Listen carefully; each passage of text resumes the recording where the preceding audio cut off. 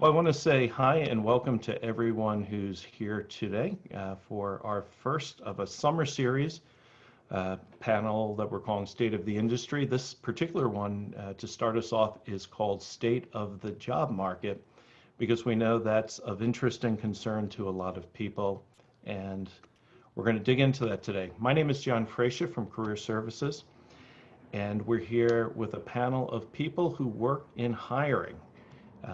And we've asked them to talk a little bit about what's going on in their industries, what they're seeing out in the world in general. We've asked them to think a little bit about how their organizations are navigating the moment and also innovating in the moment, and perhaps of most importance to you, how you can do those same things, how you can be resilient and innovative and navigate this time that none of us expected. Okay, so that's our goal today. We have about 50 minutes. We're going to try and have some time for Q&A as well, and we'll go from there. So I'd like to start by welcoming our panelists and asking you to just please introduce yourselves in whatever order you'd like. I'll start us off. Thanks, Jesse. Good afternoon, everyone. My name is Jesse Shearer. I'm a college recruiter for a health insurance company in Boston, Massachusetts called Commonwealth Care Alliance. We're a healthcare insurer as well as a provider for the state of Massachusetts. So what I do is I am the program manager for our internships, as well as recruiting for entry-level positions and any college events that go on. I represent the company for them. I've been with CCA for a little over 1.5 years now. And that's me. Thanks, Jesse. Teaira, would you like to go next? Sure. I'm Teaira Pastuf. I am a human resources manager at Parker Hannifin. Parker is a manufacturer of all sorts of pieces and parts that go into motion and control systems. So everything from filtration to electromechanical, medical devices. We sell nearly 1 million different things. So it's a little bit about what my company does. I support our corporate headquarters as a human resources manager, but also support our leadership development program, which is our entry level, usually new graduates entry point into Parker. It goes across 10 different functions in our organization. But when I'm not with that program, I'm supporting day-to-day, mainly our IT corporate function. And I've been with Parker for 2.5 years. Thanks, Teaira. Rachel, you want to go next? Sure.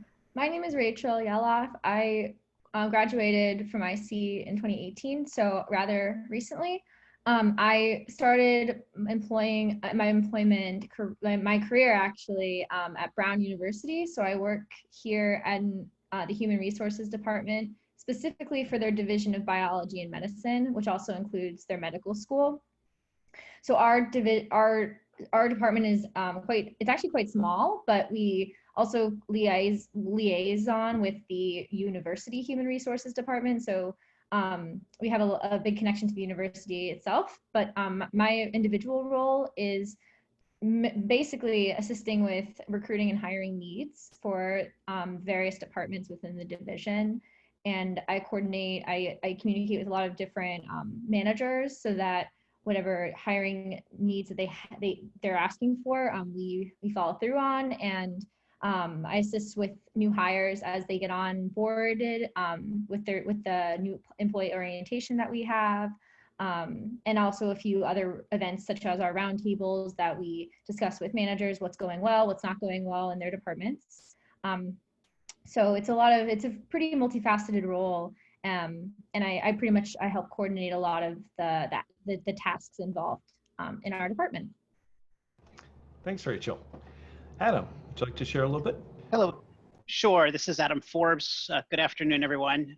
Unfortunately, I'm not going to be able to share video. I'm having a bit of a connection issue with it. But by way of introduction, I'm also an Ithaca College graduate, graduated in the 90s with both my undergraduate degrees and my master's degree in communications. I now sit on the HR leadership team of a large Fortune 500 company with about 80,000 employees in 70 countries. I lead our HR operations group, which is the largest HR organization in the company I work for, TE Connectivity. And to give you a size and scope, we're in 70 different around the world with about 80,000 employees. And during this crazy time, I actually sit on our corporate task force kind of managing the pandemic.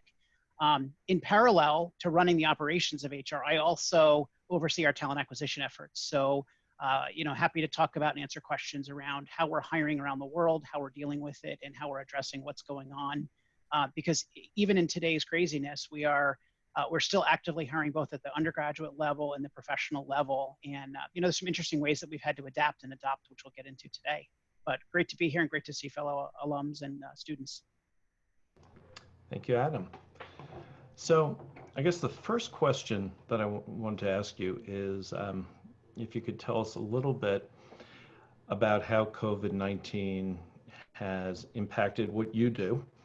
I make the assumption it's impacted everybody, and some ways in which your organization is sort of navigating it and perhaps even innovating in the environment. And this is an all place, so anybody can start. Well, John, I'll jump in. This is Adam again. So I've had the interesting pleasure. I actually started at this company the last week of January, which is right before really the pandemic became an issue around the world. And so my onboarding experience personally has been impacted, I think in a very positive way, with how I've been able to acclimate and get to know a company. I like to say that there's no better way to learn a company than have to solve a problem. And little did we know in January, when it was just in China, that it would spread across the world at the pace and the impact that it had. With that, though, I've had to really look at and play a part with a broader leadership team. So I don't own this individually, but I'm part of a leadership team where we have to look at a number of different facets of how we're handling this whole environment currently. We really set three basic principles as kind of our guiding philosophies for decision making and how we're reacting and responding.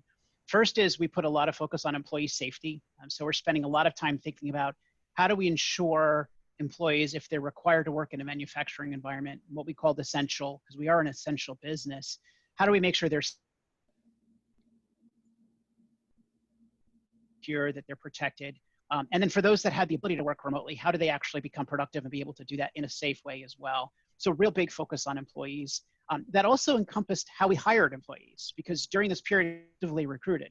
Now we have scaled back now as some of our customer demand has dropped off as an impact, but we've had to be very creative with our recruiting strategies and go into that. The second principle we focused on was business resiliency. So how do we make sure as an essential business that produces products that go into the medical industry, into network connectivity and data centers. So if you think of internet and internet connections and stuff like that, we're producing things that make this digital world that we live in work. And the same thing with the transportation industry, trucks and logistics and distribution that happen. So a lot of businesses that, how do we make sure we're still able to keep our operations going, but keep those employees safe? And then lastly, keep an eye on our customers. We are a part of the supply chain, if you will. We supply many major companies that are producing products. So how do we do that? So we've really had to adapt industrial companies. So a lot of what I will call discussion and commentary that you hear about old stodgy industrial companies, there's some of that exists in this company. The pandemic has really forced us to be rapid problem solvers, to bring a lot of smart people together to make decisions. It's helped us recruit faster because we've had to rely less on some of the old ways of doing things and think about new ways such as video and other means to do that. So I think overall we've had to see a culture shift in how people adapt and flex and kind of have to let go of the way that they've done things and be a lot more flexible and a lot more willing to try something new and different, because the way that they used to operate doesn't exist the same as it once did. So you're having to be very creative with different means that way. Cool. Thank you, Adam. Other thoughts? I'll just kind of jump in because I work in higher ed, similar to John and Cheryl here. But I think the biggest impact for Brown University, which I'm sure is similar to many other universities, is the research that goes on in the institution. So while I work in HR, that's my industry really. I also work in a division of biology, which means that there's a lot of research labs that are extremely impacted by COVID-19. And because every university has been, everyone has had to leave the campus. We can't be there, students can't be there.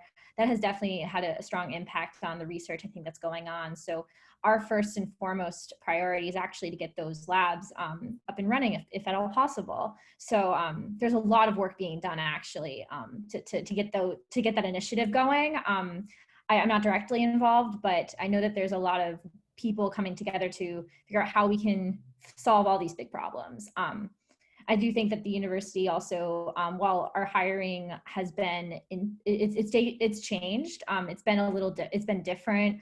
Definitely a little more slow. It still is happening. We are definitely still recruiting and actively searching for positions that are open. I think it's fascinating to honestly have seen. I joined this company. I joined Brown about 2 years ago, so I had a full year of really experiencing what it's like to do HR at a university. And this is a very different HR I'm experiencing. But I definitely would encourage anyone who's actively looking or actively trying to figure out what's the market look like, what are my options here. There are still active efforts being made to recruit people, because there's a lot of more work actually that you need people for. So it's interesting. I'll say that just coming from the university side of it, hiring is different, but it's definitely still happening. Thanks, Rachel. I'll go ahead and jump in. So, you think about how you're navigating, and, everything really changed for all of us, right? As this pandemic became more evident that it was going to directly impact our lives. So we had to be very agile in our movements. And we didn't have, I think, we started with an expectation of how things would be that has shifted probably throughout all of our journeys. So we are a manufacturing company, and to Adam's point about being an essential business, managing through that, ensuring team members had proper protective equipment to do their job and to do their job safely, ensuring that we're able to run all of our businesses, be their office or production safely, was and continues to be a big push and a big responsibility that we take on. Moving a lot of our folks to virtual. I would say Parker is about 103 years old.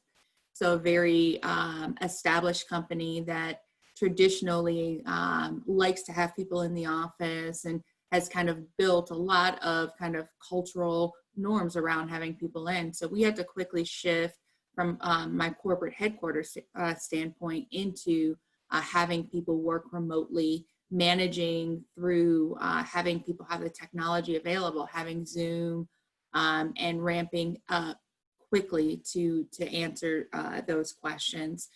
We've also had an opportunity to get involved in some of the essential work that's been needed throughout the pandemic. So focusing on creating face masks and filtration systems has been a big part of our business, and something, frankly, that I've been very, very proud of. So a lot of changes and a lot of management and a lot of doing things differently from a human resources perspective, managing people in and out of the workplace and keeping people safe, and categorizing things like, persons of concerns and people who have been diagnosed has been a part of what we do as well. So a lot of changes and a lot of moving pieces, but also remaining responsive to the business and ensuring we have a business when this is all said and done. So making those decisions that do that as well.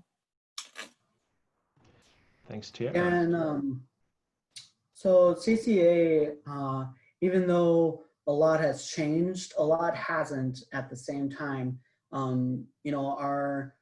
We still have our members who need our healthcare and, who need our nurses and our services. So a lot of things are still being done. Just we've had to definitely look at how to change that and how to continue our business and continue our services. But keep our members as well as our employees safe.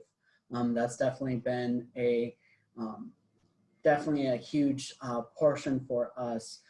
So, you know, right as Massachusetts was shutting down, we did go as remote as possible. We, of course, still have a lot of nurses and people in the field who are still doing their jobs, but those who have been able to go remote have done that. And so that's definitely been a change, trying to figure out how that works, because a lot of us weren't used to doing it remote. We're used to going to the brick and mortar offices. So that's definitely been a change. And it's also been a change of looking at, you know, who should stay in the field, but if they do need to be in the field, how do we keep them safe? So definitely ramping up our PPE services and equipment and things of that nature. And then, you know, we are still hiring. We still have needs that need to be met. So we are still hiring, but even that has changed. Looking at what positions are necessary in this time and what resources are needed, and maybe what resources can be put on hold while we really put all of our focus on COVID and attacking that as well as we can.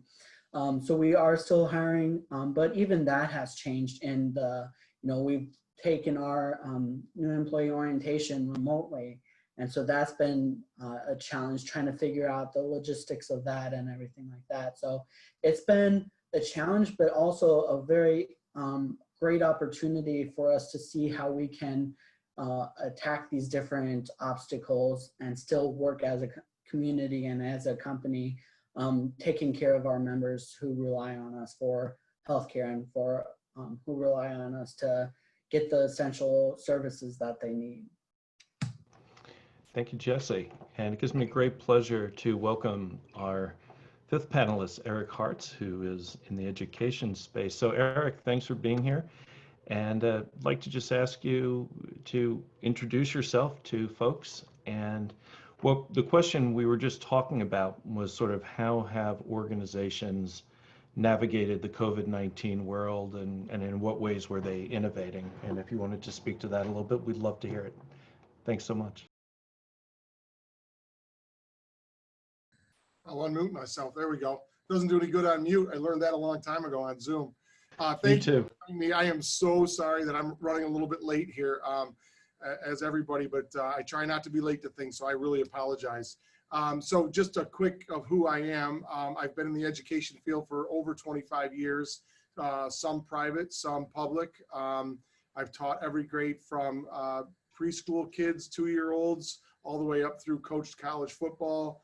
And I got into administration probably about 15 years ago. I stepped away for 4 years and went into construction management. And I did that about 7 years ago. And then about 3 years ago, I decided I really missed education and jumped back in as middle school principal at Newfield. And then I will be the acting superintendent on July 1st. The story's too long to go into why it's acting, so I'll just let that go at that. But it's all good, it's exciting. And then after acting, I've been told that I will move into the permanent position of superintendent. So these are definitely interesting and trying times. You know, from a school systems point of view, we are finding all kinds of things that we need to do better in case these things happen again. But yet we've also found all kinds of things that are really positive that we already had, that we didn't even realize how efficient we could be when needed. You know, it's interesting, as our kids left here on Friday the 13th with the expectation to come back to school on, we had a superintendent's day that Monday, and then they were coming back to school on Tuesday, and they didn't. So, you know, literally in 24 hours, we were shifting from kids walking out the door, getting on buses, to not coming back now all the way until, we hope, September, which we still don't even know that answer yet. We have found out that, you know, we're in Newfield, which is a small rural school district south of Ithaca, about 10 miles. And it's interesting, not everybody here does have Wi-Fi and internet, and that's made it a challenge for us to teach and to get all of our kids information. What's amazing is the teachers that have pulled together and how they're doing the things they are doing to make sure that all of our students are receiving what they need educationally to finish out the year. Lots and lots of challenges, but I feel really bad for parents. I think that if you're a parent that works and has a child that you're trying to teach, that is not what you signed up for, and it's very difficult. I feel very sad for teachers. It's not the way they signed up to teach, but we've also learned some really positive things out of this that I think are making us better along the way. So we're trying to take the negatives, turn them around into positives. We're trying to make sure that if this happens again, how can we be better prepared for next fall? So it's been a definite challenge. Still do home visits, believe it or not, put masks and gloves on, because we do have some kids that we really want to make sure are still okay, because we don't hear from them remotely because they just don't have it. So it's a challenge for all of us, but it's been also eye-opening. So hope that kind of answers that question. It does. Thank you. So part of our purpose today is to talk a little bit, and it's really interesting and heartening to hear how different organizations in completely different industries are resilient and navigating the unexpected and the ever-changing. That's great to hear. So part of the point of our panel today is also to give graduates in particular sort of a sense of how can they, in this environment, in your view, sort of demonstrate innovation or reinvent themselves, because in some cases they may be entering a job market where they're not going directly into the thing they thought they were going into. So if you have any thoughts on that, we'd love to hear those as well.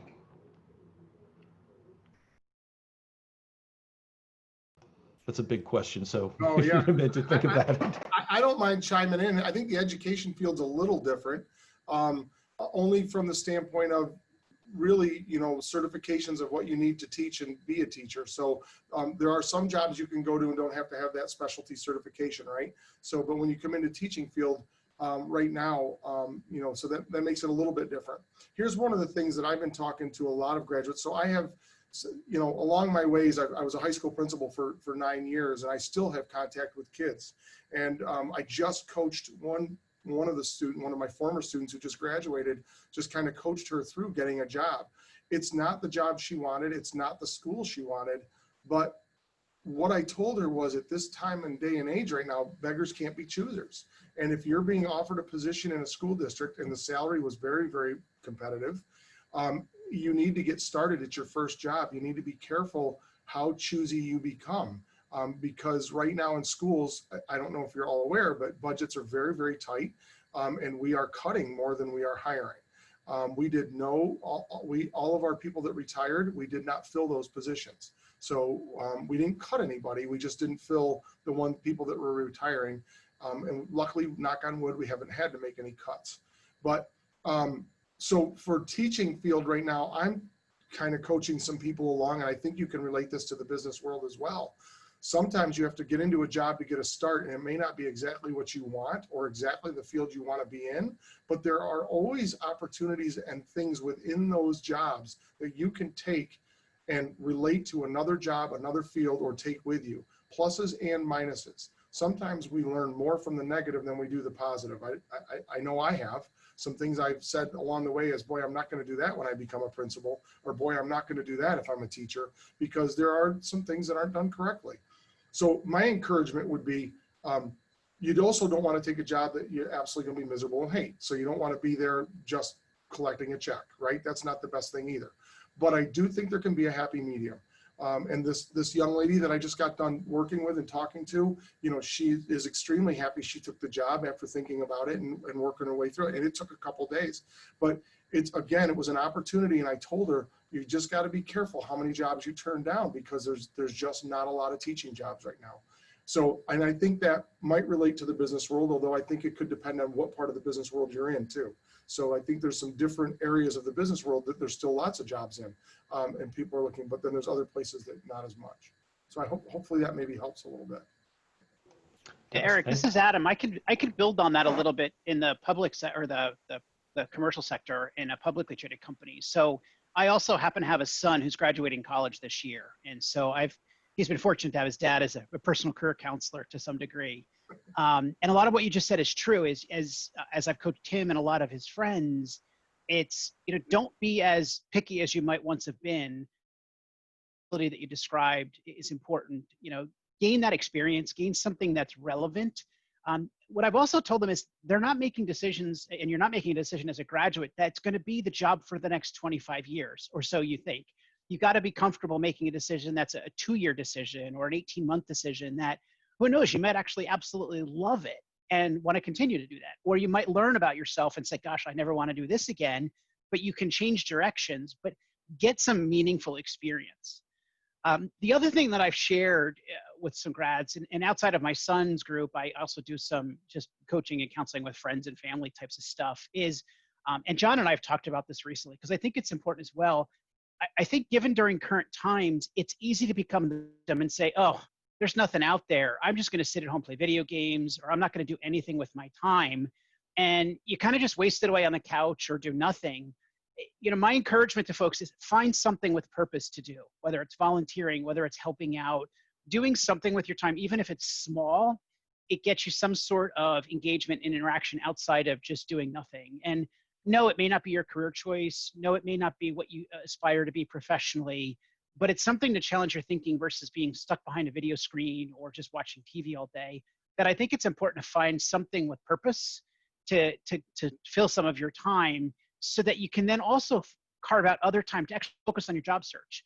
And the last thing I share, and I'll then turn it over to others to comment on as well, is, a lot of what, since I was in career services over 25 years ago through today, the interesting thing is some of the tried and true practices of job search apply today that they did back then and over the years.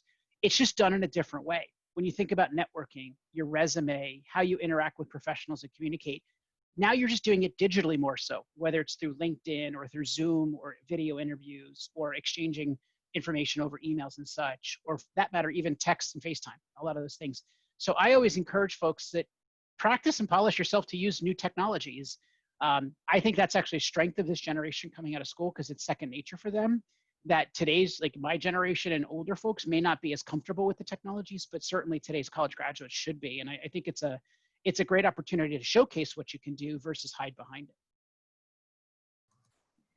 Adam, I'll follow what you were just kind of talking about with networking, just to chime in. So I have a lot of friends who, a lot of them from IC, who have lost their jobs within the last few months. And having this job is really amazing. Like right now, I can speak to how important I know it is, because I know a lot of people who don't have a 9-to-5 life right now. And I know it's hard for them. So I think one of the things one of the biggest, I think, piece of advice I received when I graduated, though it wasn't during a pandemic, someone said that you should talk to as many people as possible and utilize the IC community and the alumni network, because it is strong. And I remember talking to, I think it might have been like 20 people actually over the phone. So that was right after I graduated. I actually got an internship after I graduated, not having found a job yet. But then after I had spent the summer kind of doing that over time, and it did lead to my job here. So it works. And even if right now it feels like nothing's going to get anywhere, because lots of people can't really know what's going to happen next in their own company, at least they know your name, and at least you've built a connection of some kind. And actually, it's hard to predict where we can, physically get to right now. But if you want to go to LA, find people in LA and ask them to just have a chat with you, because lots of people are home and lots of people have time to talk now. Actually, I think that some people at least have more time, some might not, but I think it's best to kind of find the people on LinkedIn that you would like to just have a conversation with. I think doing that maybe even once a day, once a week, that gets so much, that can help tremendously. Yeah, if I could add to that, I think everything that's been said so far is great advice, and I definitely agree with everything that's been said. A couple of things that I'd love to kind of highlight are the volunteer opportunities that have been mentioned. No, maybe you're not getting paid for it, but it's still experience, right? It's still gaining those skills and experiences to really help you later on. And put those on your resume. Those still count. Those still show recruiters that you've done that work. So maybe you don't have much paid experience doing that, but you still have the experience. And then if I could also talk about the networking opportunities, that I feel like that is so undervalued right now, but it is such a great opportunity. LinkedIn, and even,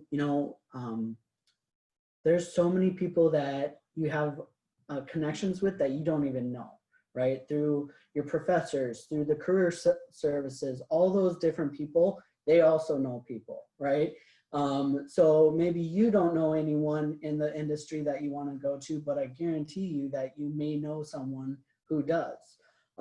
If I could real quick, my company actually has a couple employees from Ithaca who are alum from Ithaca.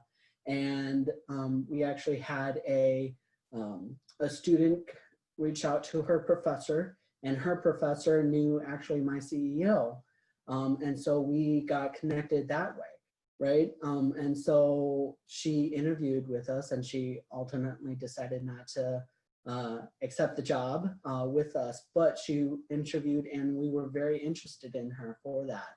And so those different networking opportunities can lead you to great places. So tap into, your professors. And again, I would definitely say career services, because they continually work with people like myself. I go to career services all the time saying, I have this job, do you have any students for me? And so they always have some great opportunities like that. So I definitely encourage that. Thanks, Jesse. Yeah, I think the opportunity for folks seeking roles in this environment is to redefine what success looks like. It may not be that you're walking into the specific job that you had picked out for yourself, maybe at this moment. But if you think about it, we've all been asked to redefine success. Success would have looked completely different 3 months ago for me. Now success is really about keeping health and safety top of mind and really answering at a basic level what people need. And so for this group of people who are job seeking, they are going to have to redefine what good looks like. So that may mean that you're not walking into the job you pictured for yourself, but you are starting somewhere, be it through an internship, a volunteer opportunity. And the world's in need. And I know just having worked with different students and bringing in entry-level graduates, how important giving back is. And many of them lean on organizations when they join them to help them do that. They go from college and then they lean on organizations to support that opportunity to give back.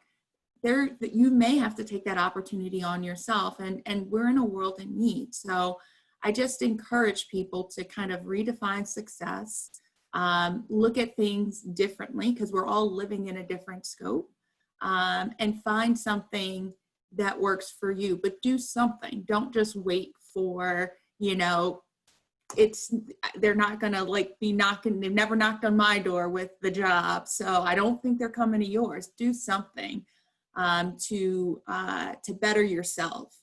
Leave this time better than when you started it, if that's kind of the need, And Eric, I'll tell you, I have a 5-year-old who I did not sign up to teach kindergarten for, so we're all redefining success. We passed kindergarten and we're thrilled.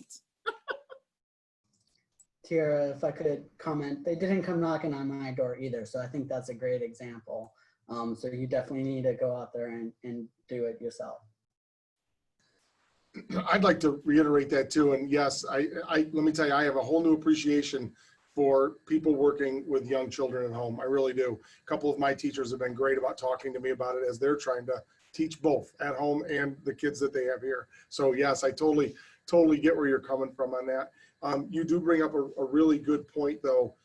creating your own opportunities is something that, and let me just take, so at Newfield, some things opened in the opportunities, and I'll be honest, I'm going to be able to move myself forward in superintendency because of opportunities. And we created that here because it took a team of us to look at, our budget was horrible, things weren't good, what could we do to rearrange things to make it better? And when we did that, it opened up not only opportunities for some of us, but some other people. So for instance, we have somebody who's looking to do an internship that will now be able to do an internship as a special ed chair here, which he was not even thinking would happen. And now he's going to have an opportunity to be an administrator in January. And that was not even on his radar. But by creating these different opportunities and places and setting yourself up for the opportunities to happen, you know, my father's favorite line was, the harder I work, the luckier I get. So I always kind of found that pretty funny. But you know, there is some truth to that. So, and I thought that, Adam, you brought up a great point about the technology with kids right now. Listen, I'm not afraid to ask an 8th grader something about how to do on a computer and technology, because they know it way better than I do. I'm 54 years old, and I do not consider myself a tech guy at all. Zoom was my biggest thing I learned in the last 3 months. It's been unbelievable. But those are, I think those are intricate pieces, though. Sometimes people don't even realize their own talents that they have. And if you just start looking a little bit and start to create opportunity and ask questions and talk to people, it's amazing the doors that will open for you along the way. Absolutely. I feel like I hear a theme that two things that are really, really important in this moment are being entrepreneurial and being somewhat community or service oriented. And I think those are great messages, quite honestly, for any time, but particularly in this time. I'd like to offer anybody who has a question for the panel the opportunity to ask it. And if you'd like to type that in the text box, you can do that now. We'll give that a moment. And if there are no questions, then I'll ask you another one. But I'd always rather hear from participants than my own voice.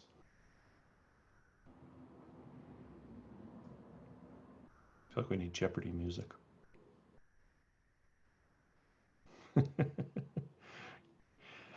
I don't hear it, Jesse, but I can mentally hear it. Okay, well, if folks have a question as we're talking, feel free to type it in the box. But I guess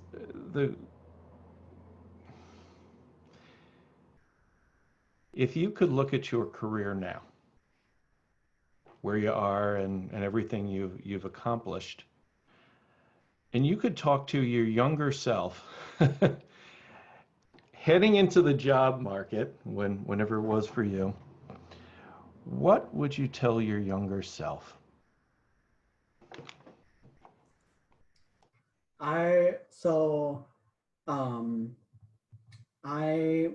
When I was in college, I was not going to college to be a recruiter. I didn't even think about that.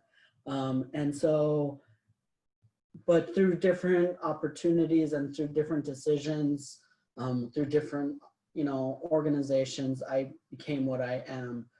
So definitely something that I would tell my younger self is to be open to new opportunities, to not just have one idea for your future, to be, you gotta have kind of a general idea of the direction to go to.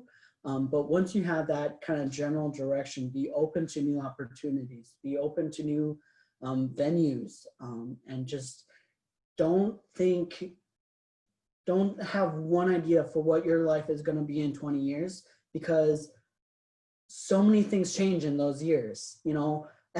Pandemics happen, crises happen, opportunities happen, great things happen. And so just to be open to that and to really, be open to that, but also just, be excited about it and, take on those challenges, take on those opportunities that might scare you, because you know, the opportunities that challenged myself and that scared myself out of the living daylights out of myself, those are the opportunities that I grew the most and that really made me the person I am today. So don't be afraid of challenges and look for those opportunities wherever they come. Well Cool. said, Jesse. Anybody want to add anything? You can. If not, we do have a couple of questions. No, So go ahead. No, go ahead. No, go ahead, Teaira. I'll say, because John knows me well, that my younger self wouldn't have believed myself today because I was convinced no one would ever hire me. So it's an That's important true. thing to start off with is for some reason I got in my head that I was at this great school, but it would never come together for me. So I would start with, it will come together for you, and believe in yourself and do the work. And don't let up on doing the good work, and find what you care about, because that's where you really make the difference. And it makes a difference in how you feel about the work and the passion you bring. And don't do what you think sounds like a cool job title or sounds like a great company, because those sounds don't resonate past anything once you are in the opportunity. So find what's right for you, find what you're passionate about, and you actually can do it. And I'm a living testament to that, though John could not convince me of that back in 2003. It's true, and look how well you've done. I do think that's awesome what you're saying, Teaira, because we don't sometimes give ourselves enough credit for the things we think we can do. And hence then we shy away from opportunities. It's interesting. There's a joke in my family that I'm actually in schooling and a principal. I was the third grade kid that kicked and screamed about getting on the bus and would not go to school. So, and I was not your A+ kid going through school, just so you know. If it wasn't for football, I wouldn't have gone to college. So luckily I played 4 years of football in college, and that's what kept me there. And then I realized, oh wow, I guess maybe I should get my degree as well. So I did pick it up a little later and figured it all out. But sometimes you have to also understand that like I never, ever, ever thought I would go back to school at the age of 36 to get my admin degree. And on top of that, I went extra so I could be a superintendent. And now I look back at it and I go, wow, I took 6 extra credit hours, and boy, am I happy I did, because it's now allowing me to have a superintendency with no questions. I don't have to go back and get a certificate at 50 years old, those kinds of things. So looking at the opportunities that are there for you in the moment, and then capitalizing on those, because you never know what's going to come down the road that could pay off later. And I think my father and my one brother, they were so good at seeing that, and that I actually listened to them when I got to be 36. So I guess when you get older, you listen a little bit to your parents, but that made a difference in my life now. And so at 54, I'm looking back going, oh my goodness, thank you for the guidance people gave me, because I now see the payoff. And I think sometimes when we're living in the moment, it's hard to look outside the box and the bubble and see what else there is out there. But if you can set yourself up for opportunity and then have a positive outcome as it grows, you will see it pay off. Cool. All excellent advice. So we have just a couple of minutes because I want to honor everyone's time. Deidre has a question, kind of a resource question. Where should someone look for jobs? So I guess I'd frame it as, what are your favorite or go-to resources from the job seeker point of view? Yeah, if I could touch on that, I would say it really depends on the industry that you're trying to go into. So I would definitely do some research on the different, because there's so many different platforms out there, and they're all great. They're just all have actually kind of a different niche to it. But a couple of them that I'd love to throw out is LinkedIn is great, not only for the networking opportunities, but also for the job seeking opportunities as well. But then also, one of the biggest platforms that my company actually uses is Indeed. Indeed is a great platform to go on to as someone seeking a job, because you can put your resume in there, you can get notifications of different organizations posting jobs that are kind of what you're looking for. And then you can search as well and kind of just get those different opportunities. So I would say, but also don't forget those networking opportunities as well. So those are the kind of the three big things that I'd say for someone looking for a job is Indeed, LinkedIn, and networking. I would also just add that don't forget that going directly into a company's website is also an option. I think a lot of people forget that, and not that, you know, they will be on those major platforms as well. But if there's a company that you really connect to, or there's a job that you're looking for, and it happens to be like there's plenty of them at IBM or something, go directly to the website, because there might be other things that they're not putting out there, or that just aren't out there on the main bigger platforms. And you'll find that there's other things that you would apply to that you wouldn't have otherwise. Yeah, I'll just add briefly, just to kind of synthesize some of this. I agree everything that Jesse and Rachel mentioned is, don't go look for the place where you'd expect to find jobs posted, but go ask where there might be opportunity. Because again, job postings only tell you so much, and people make a lot of very short-sighted decisions based on type, based on a few words on a piece of paper. You're better engaging in that conversation. So finding a way to connect with someone and having that conversation might open your eyes up to jobs that don't, that may not be posted, although most jobs typically get posted somewhere, either in company sites or some sort of outside sources. But I think the one area also to do is obviously that is connect with people to find out what's not posted. But a lot of companies, or even some of the major internet sites and the job boards out there, have what they call talent communities. And be willing to take a risk and put yourself in a talent community that you can learn. It's because a lot of them will push content.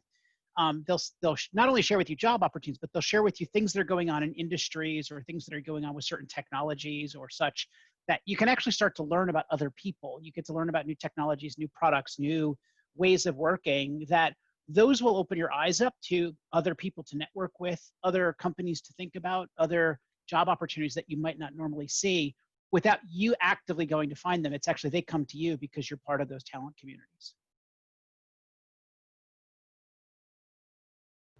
And I also know that there are some extra, like, it's interesting in the teaching field, there's an actual search engine that teachers go to. It's called OLAS, and it covers all of New York State. All teaching jobs are posted there. So sometimes actual specific things are out there for you to go look at. The other thing I know of, I had 2 friends that got jobs just because they had researched companies and liked them and reached out to them and just said, hey, here's who I am, here's where I graduated from. I know you don't have any postings right now, but if anything ever comes up. And they actually ended up with 2 very, very good jobs. And so sometimes just knowing kind of where you want to go in a company you might even like.